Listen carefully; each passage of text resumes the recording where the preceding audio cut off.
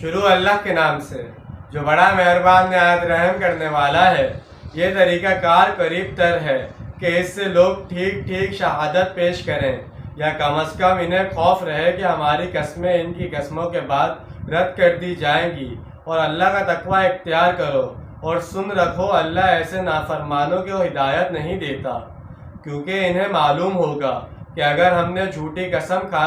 بھی لی اور پھر اگر دوسرا فریق بھی قسم کھا گیا تو ہمارا منصوبہ کامیاب نہیں ہوگا، لہٰذا وہ اس کی ہمت نہیں کریں گے۔ اسی طرح کا معاملہ سورہ